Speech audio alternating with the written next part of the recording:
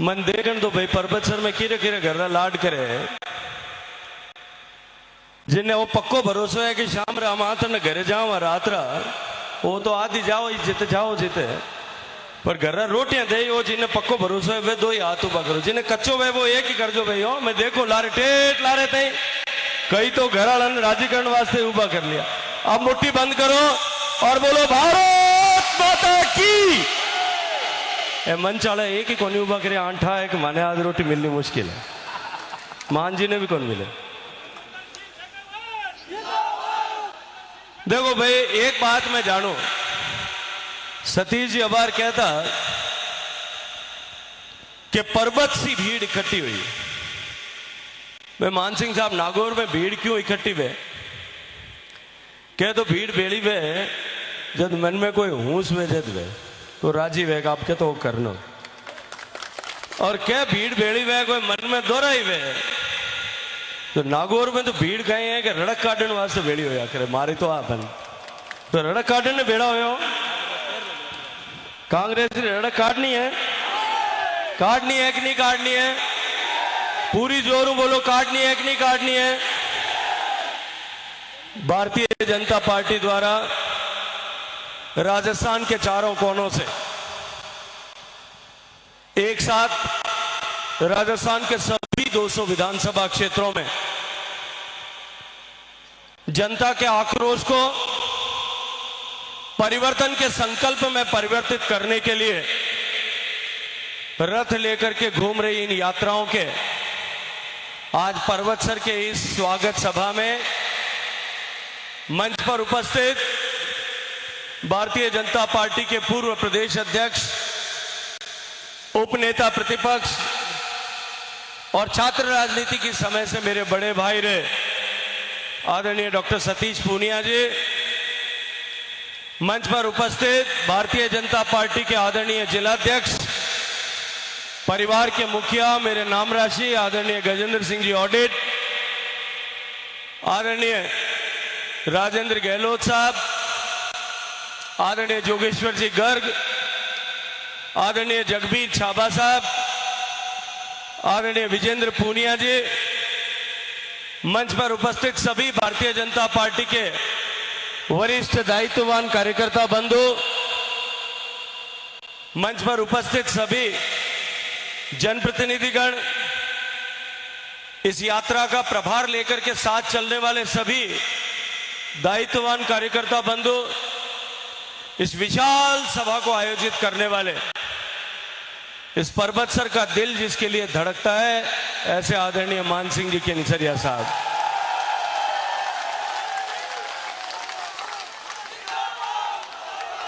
और इस विशाल संख्या में यहां उपस्थित आए सभी पितातुल्य बुजुर्ग मातृशक्ति और मैं अभिनंदन करना चाहता हूं इस मातृशक्ति का जो लगभग आधी रात होने को आई है और इतनी बड़ी संख्या में आज यहां भारतीय जनता पार्टी को संबल देने के लिए आशीर्वाद देने के लिए परिवर्तन के इस यज्ञ में अपना भी योगदान और अपने योगदान की समिधा देने के लिए यहां उपस्थित हैं मेरे सारे हमारे कारणजारी कोर सारा युवा साथी पत्रकार मित्रों मैं आप सबका भारतीय जनता पार्टी के माननीय प्रदेश अध्यक्ष और इस यात्रा के प्रणेता आदरणीय सीपी जोशी जी की तरफ से स्वागत करता हूं अभिनंदन करता हूं। मित्रों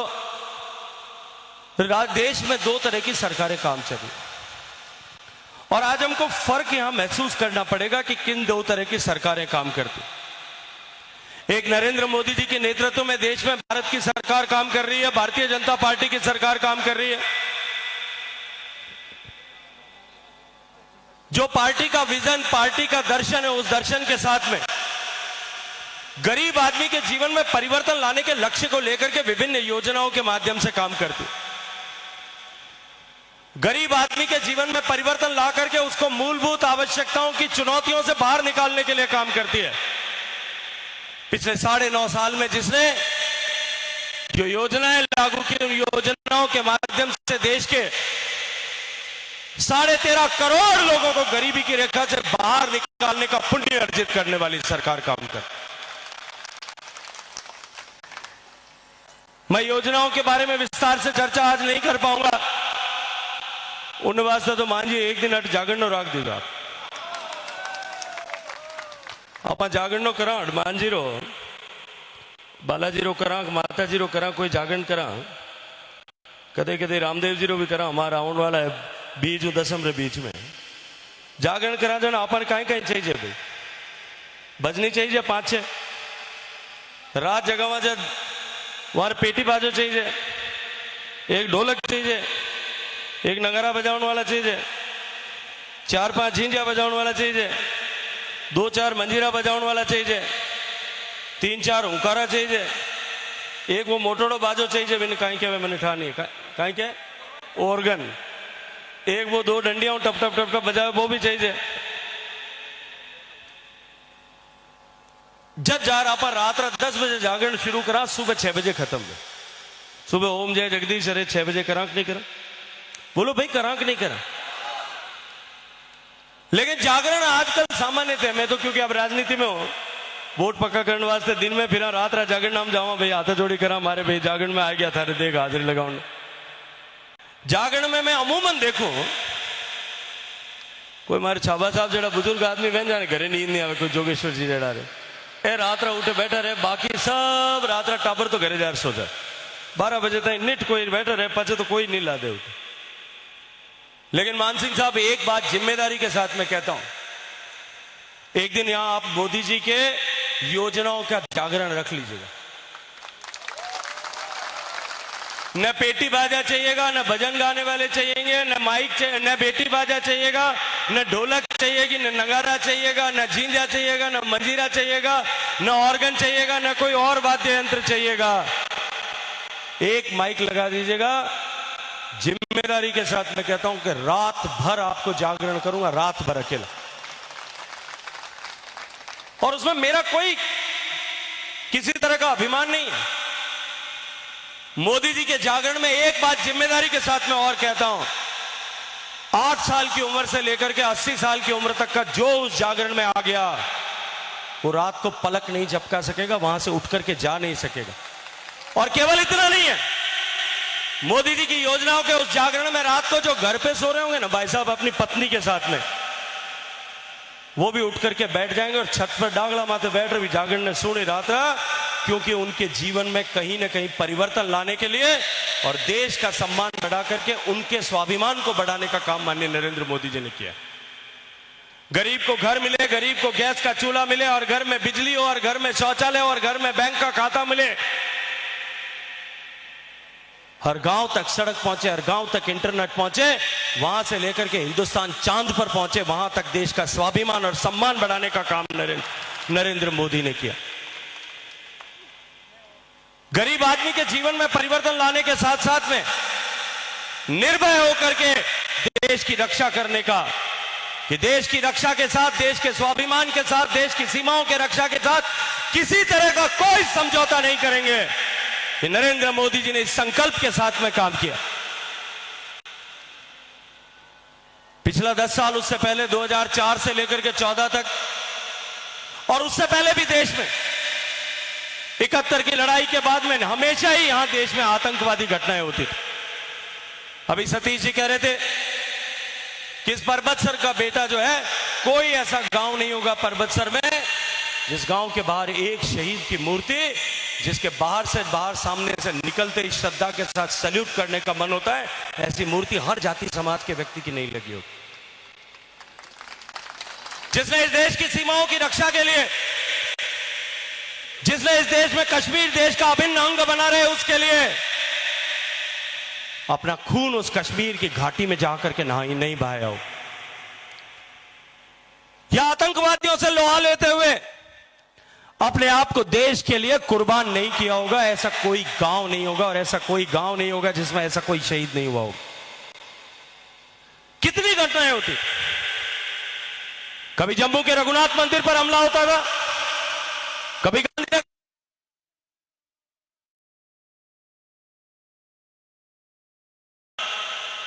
बम ब्लास्ट होते थे कभी बंबई में हमारी आर्थिक राजधानी पर हमला होता था कभी हैदराबाद में जाकर के हमारे जो इलेक्ट्रॉनिक्स एंड कम्युनिकेशन की राजधानी है उस पर जाकर के हमला होता था। देश में अस्थिरता बढ़ाने के लिए और देश में शांति व्यवस्था को तोड़ने के लिए, ताकि भारत प्रगति न कर सके, अपरोक्ष रूप से नित्य प्रतिदिन भारत के ऊपर हमला किया जाता। लेकिन मोदी जी की सरकार बनी, पहली बार हुआ उसका जवाब सर्जिकल स्ट्राइक से दिया, और दूसरी बार हवाई जहाज भेज और बचीड़ बुलाए। आज तक वापस किसी की हिम्मत नहीं हुई कि हिंदुस्तान की तरफ आंख उठा करके देखे। और वो जो संदेश माननीय मोदी जी ने दिया कि भारत की भूमि के विरुद्ध चलने वाला हर षड्यंत्र, चाहे वो भारत की धरती से हो रहा है या भारत की धरती के बाहर दुनिया के किसी दूसरे देश की धरती से हो रहा है, अब भारत बर्दाश्त नहीं करेगा। और याद है कि नहीं 2018 का 19 का वो दिन जब सर्जिकल स्ट्राइक के बाद में हमारा एक बेटा विंग कमांडर अभिनंदन उधर रह गया था, एक टेलीफोन करके आंख दिखाई थी, रातों रात अभिनंदन वापस आया था कि नहीं आया था? आया था कि नहीं आया था? वो भारत के स्वाभिमान और सम्मान की जीत थी। एक तरफ मोदी जी की सरकार है जो देश के बड़े बड़े पिछले इतने वर्षों से लंबित ऐसी समस्याओं का समाधान करती है। 450 साल से भारत के लोग संघर्ष कर रहे थे कि भारत की अस्मिता का प्रतीक, भारत के स्वाभिमान का प्रतीक, भारत के 140 करोड़ लोगों की आस्था का प्रतीक भगवान राम का मंदिर उस अयोध्या में बनना चाहिए। और आपके मेरे सबके पूर्वजों ने, सब जाति समाज के लोगों ने बलिदान किए होंगे, अपना खून बहाया होगा इस लक्ष्य को लेकर के कि देश में, देश के स्वाभिमान का प्रतीक राम जी का मंदिर वहां बनना चाहिए। कांग्रेस पार्टी के लोगों ने तमाम विरोध किए, राम के अस्तित्व को नकारने का पाप किया, कहा राम हुआ नहीं था, कथाओं में लिख दिया गया, राम सेतु था नहीं, हनुमान जी हुए नहीं। जिसने राम और हनुमान को नकारा उसको जनता ने नकार दिया। 55 साल तक राज करने वाले अब वो लोकसभा में 55 भी नहीं बचे। माननीय मोदी जी ने राम जी का मंदिर बनाने का काम किया, और मैं आज आप सबका अभिनंदन करना चाहता हूं इस बात के लिए कि आप लोगों ने भागीरथ के बराबर पुण्य अर्जित किया। भागीरथ जी की कथा में आता है कि भागीरथ ने इतने सालों तक तपस्या की, इतने दशकों तक तपस्या की, ताकि अपने पूर्वजों को तार सके, अपनी पीढ़ियों को तार सके। तब जाकर के गंगा जी जो है वो स्वर्ग से उतर करके इस धरती पर आई थी। और 450 साल तक हिंदुस्तान के जिन लोगों ने भगवान राम का मंदिर बने, अयोध्या जी में बने, इसके लिए बलिदान किया, कुर्बानी दी। आजादी के बाद में जिन लोगों ने संघर्ष किया और कुर्बानी दी, उन लोगों को तारने का काम आपने एक सही जगह पर वोट मोदी जी को देकर के कर दिया। मैं अभिनंदन करना चाहता हूं, प्रणाम करना चाहता हूं आप सबके श्री चरणों में। आपने एक वोट सही दिया, राम जी का मंदिर बन गया। दूसरा वोट आपने सही दिया, अभी सतीश जी कह रहे थे 370 की धारा हमेशा हमेशा के लिए समाप्त होगी। भारत जिस दिन आजाद हुआ था तब से लेकर के यह कलंक भारत के माथे पर था कि भारत में एक ही देश में दो तरह के विधान और दो तरह के निशान थे, दो प्रधान काम करते थे। आतंकवादी नित्य प्रतिदिन उन सब के साए में घटनाएं करते थे। मुझे याद आता है आप सबके आशीर्वाद से मैं दिल्ली की सरकार का हिस्सा था। जब नरेंद्र मोदी जी की सरकार, उनकी प्रेरणा से अमित शाह जी बिल लेकर के आ रहे थे, राज्यसभा में जब चर्चा शुरू हुई, आतंकवादियों ने कहा कि कश्मीर के 370 से छेड़छाड़ की तो हिंदुस्तान आग की लपटों में जल जाएगा। हिजबुल मुजाहिदीन के लोगों ने कहा, वो यासिन मलिक साहब ने कहा, यासिन मलिक कह रहे थे कि हिंदुस्तान को, अगर हिंदुस्तान में 370 से छेड़छाड़ की तो कश्मीर की घाटी हम गोलियों से छलनी कर देंगे।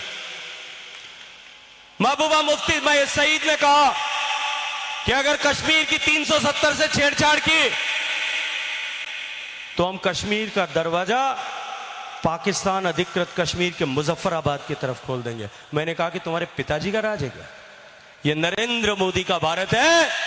भारत में एक भी गोली चलाए बिना, कश्मीर में एक भी गोली चलाए बिना इस कलंक को हमेशा हमेशा के लिए भारत के माथे से पहुंच करके फेंक देने का काम आपके एक वोट की ताकत से नरेंद्र मोदी जी ने किया। मित्रों, देश के इतने बड़े बड़े विषयों का समाधान करके देश का सम्मान पूरे विश्व भर में बढ़ाने का काम नरेंद्र मोदी जी ने किया कि नहीं किया? किया कि नहीं किया? उस नरेंद्र मोदी जी को जिसका गुजरात का मुख्यमंत्री होते हुए अमेरिका के लोग वीजा नहीं देते थे, आजकल ऑटोग्राफ लेने के लिए उनके पीछे कुर्सी छोड़ करके आकर के हस्ताक्षर करवाते हैं कि नहीं करवाते हैं? आपका सम्मान बढ़ता है कि नहीं बढ़ता है? दुनिया के बड़े बड़े देशों के लोग मोदी जी को जब अपना बॉस कहते हैं, भारत के 140 करोड़ लोगों का 56 इंच का सीना होता है कि नहीं होता है? एक तरफ मोदी जी की सरकार है जिसने गरीब को गरीबी से बाहर निकालने के संकल्प के साथ में काम किया, और दूसरी तरफ ये काका भतीजा की टैक्स की सरकार। भाई मैं एक बात पूछूं थाने कि कोई बेटो बन आ जावे आवे अपन कहने घर में आवे रहे और પછી बेटा हूं बाप बन जावे, बार मान सिंह जी कहता तो नागौर वाला वीरो कहीं इलाज करे भी, कहीं इलाज करे? ये मुर्दो बचीड़ बोलिया करे, जोर बताओ कहीं बुलावे? ये भ्रष्टाचारियों की नकारा और निकम्मा सरकार जिसने राजस्थान को कलंकित करने का पाप किया, ये सरकार जिसने भय भूख और भ्रष्टाचार की राजनीति इस राजस्थान में की, किसान के साथ अन्याय हुआ, किसान की जमीन नीलाम हुई, इन्होंने वादा किया था कि हम किसानों का कर्जा माफ करेंगे। मुझे पिछले 1 महीने में पार्टी के आशीर्वाद से पार्टी ने राजस्थान भर में प्रवास करने का सौभाग्यपूर्ण अवसर दिया है। मैंने राजस्थान के हर मीटिंग में जाकर के पूछा, आपसे भी पूछता हूं, आपका कर्जा माफ हुआ क्या? हाथ उठा करके बताइए, कर्जा माफ हुआ क्या? ये कैमरे वाले पीछे घुमा करके बताओ, कर्जा माफ हुआ क्या? किसान के साथ धोखा हुआ कि नहीं हुआ? और उसके बाद में 20,000 किसानों की जमीन नीलाम हुई और राजस्थान में 2,000 किसानों को आत्महत्या करने के लिए मजबूर होना पड़ा। राजस्थान के 2,000 किसानों की हत्या का जवाब इस हत्यारी सरकार से लेना चाहते हैं कि नहीं लेना चाहते हैं? लेना चाहते हैं कि नहीं लेना चाहते हैं? और उससे आगे बढ़कर के भी खाद में कालाबाजारी राजस्थान में हुई, किसान को फसल खराबे का मुआवजा पिछले 2 साल से पूरे राजस्थान में नहीं मिल रहा है। अनुदान की राशि राजस्थान में 13,500 रुपए जो मिलती है वो आधी अधूरी जगह मिल रही है। और उसके बाद में अब की बार तो राम भी रूस गया और जो है राज भी रूस गया। अगस्त के महीने में बरसात नहीं हुई, 87 साल का सबसे बड़ा सूखा पड़ा। जो बरसात पर खेती करता उस किसान के आंख में आंसू थे, लेकिन नागौर जिले का किसान जो ट्यूबवेल से खेती करता है, अब की बार उसके आंख से खून के आंसू टपक रहे हैं, खून के आंसू। यह सरकार जिसने एक बार कर्ज माफी के नाम पर धोखा किया, उसने दूसरी बार अब के बिजली फ्री देने के नाम पर धोखा किया कि नहीं किया? आपके खेत में बिजली आई कि नहीं आई? हाथ खड़े करके बताओ कि बिजली नहीं आई। और बिजली के नहीं आने के कारण से आपकी फसल जली कि नहीं जली? पूरे राजस्थान के किसान की फसल जल गई है। और उसके ऊपर कोड में खाज एक और है कि आज जब राजस्थान में गिरदावरी करने का टाइम है, क्रॉप कटिंग करके एक्सपेरिमेंट करने का टाइम है, और क्रॉप कटिंग एक्सपेरिमेंट करके किसान को रबा मोदी जी का किस फसल बीमा का मुआवजा मिले, इसको सुनिश्चित करने का समय है। तब राजस्थान के सारे रेवेन्यू विभाग के कर्मचारी हड़ताल पर हैं कि नहीं है? पटवारी हड़ताल पर, गिरदावर हड़ताल पर, और ये सारे के सारे हड़ताल पर जा रहे हैं। किसान को जो है एक बार फिर कर्जे और मौत के रास्ते पर उतारने का पाप अशोक गहलोत सरकार कर रही। युवाओं के साथ में भी इसी तरह का चला हुआ 3,500 रुपए मुआवजा देंगे। मुआवजा तो मिला नहीं, उल्टा उनके भविष्य को अंधकार में किया। और किसान के बेटे को, जो किसान पेट काट कर करके अपने बेटे को पढ़ाता है, स्कूल में अच्छी स्कूल में पढ़ाता है, अंग्रेजी स्कूल में पढ़ाने के बाद में उसको जो है कॉलेज में पढ़ने के लिए बाहर भेजता है, बाद में कोचिंग क्लास में पढ़ाता है, बच्चा भी रात दिन जाग करके पढ़ता है, और जब परीक्षा देकर के वापस आता है तब क्या समाचार आता है कि पेपर आउट हो गया। एक बार पेपर आउट हुआ, मुख्यमंत्री जी ने कहा हम जांच कराएंगे। दूसरी बार पेपर आउट हुआ, मुख्यमंत्री जी ने कहा कि ऐसा तो होता ही रहता है। तीसरी बार पेपर आउट हुआ, मुख्यमंत्री जी ने कहा इसमें कोई कर्मचारी, अधिकारी और नेता सम्मिलित नहीं है, सर्टिफिकेट दे दिया सबको। चौथी बार पेपर लीक हुआ तो कहा 10 साल पहले यूपीएससी में एक बार लीक हुआ था। अरे भाई तुम्हारी सरकार थी उस समय तो। पांचवी बार पेपर लीक हुआ तो कहा एक बार गुजरात में लीक हुआ था। छठी बार लीक हुआ तो कहा 5-7 साल पहले उत्तर प्रदेश में भी लीक हुआ था। भैया उत्तर प्रदेश में और गुजरात में वहां की जनता ने तोड़ी है, राजस्थान की जनता ने अपने हितों की चौकीदारी करने के लिए आपको मुख्यमंत्री बनाया है, या बात जादूगरी से जो है बाता में बिलमाउन वास्ते धन मुख्यमंत्री बनाया। अशोक गहलोत साहब 16 पेपर लीक तक ये कहते रहे कि इसमें कर्मचारी और अधिकारी सम्मिलित नहीं है। मैं अभिनंदन करना चाहता हूं भारतीय जनता पार्टी के युवा मोर्चा के कार्यकर्ताओं को, उन्होंने पूरे राजस्थान में प्रभावी आंदोलन खड़ा किया। और इन पत्रकार मित्रों का भी धन्यवाद करना चाहता हूं, उन्होंने निर्भीकता के साथ में जब उस आंदोलन के साथ में खड़े रहना स्वीकार किया। दबाव बढ़ा, जांच 2 कदम चली है, अभी तक केवल 2 कदम। पहले कदम में बाबूलाल कटारा जेल गया कि नहीं गया? पहली बार राजेश में ऐसा हुआ कि आरपीएससी का सर्विंग मेंबर जेल के शिक्षकों के पीछे पहुंच गया। और जांच दूसरे कदम आगे बढ़े, ये कहते गए नेता सम्मिलित नहीं है। इनकी सरकार का एक मंत्री पद का दर्जा प्राप्त रहा हुआ आदमी जेल गया कि नहीं गया? 15 लाख रुपए में पेपर बेचते हुए जेल गया कि नहीं गया? युवाओं के भविष्य के साथ में खिलवाड़ करने वाले को हम राजस्थान के में सरकार में रहने दे सकते हैं क्या? और उसके आगे बढ़कर के भ्रष्टाचार के सारे रिकॉर्ड इस सरकार ने तोड़ दिए। ईडी की जांच जब से प्रारंभ हुई है, ये मुख्यमंत्री रोज कहते थे ईडी आ जाती है, सीबीआई आ जाती है। अब पूछो इनको कि ईडी आई और सोना निकल रहा है, अब आप क्या जवाब देने वाले हो?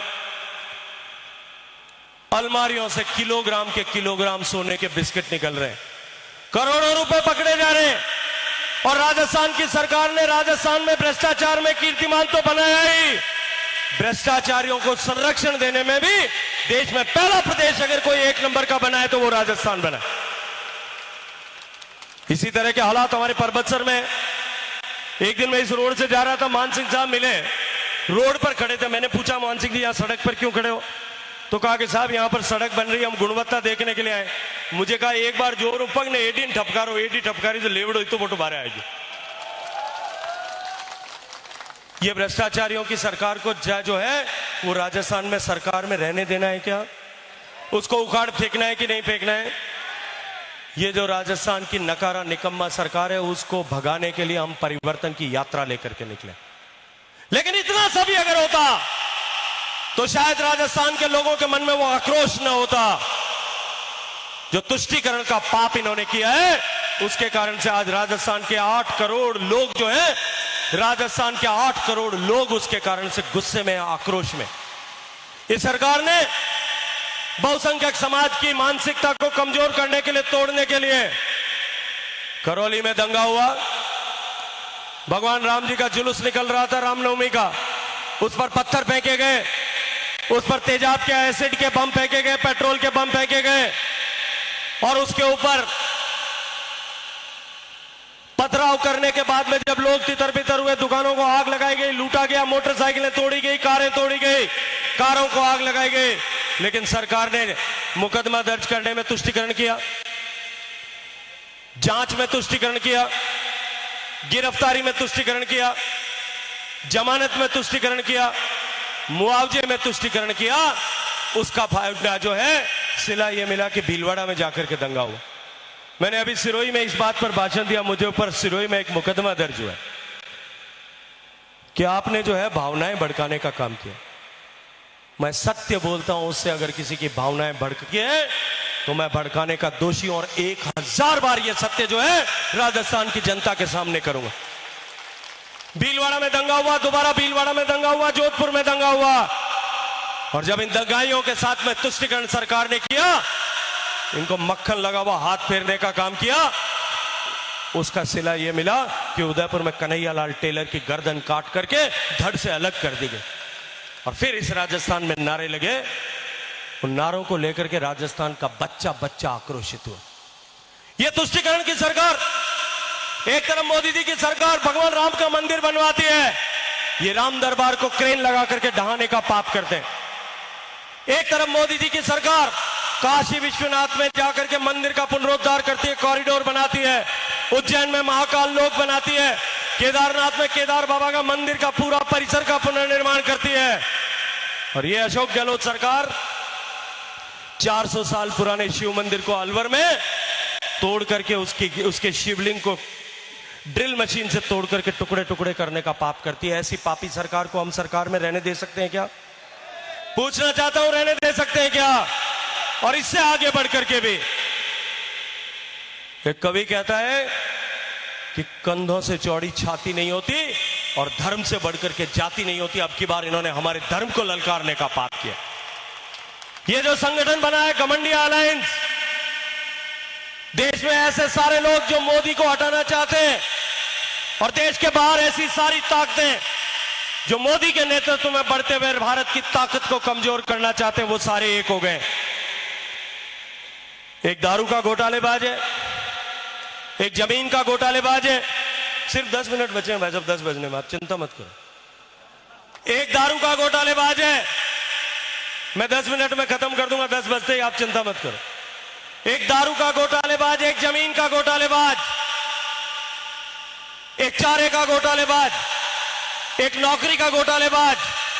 ये सारे के सारे घोटालेबाज जिन्होंने 20 लाख करोड़ का घोटाला किया, वो अब एक साथ इकट्ठे हो गए और कहते हैं कि मोदी को भगाओ।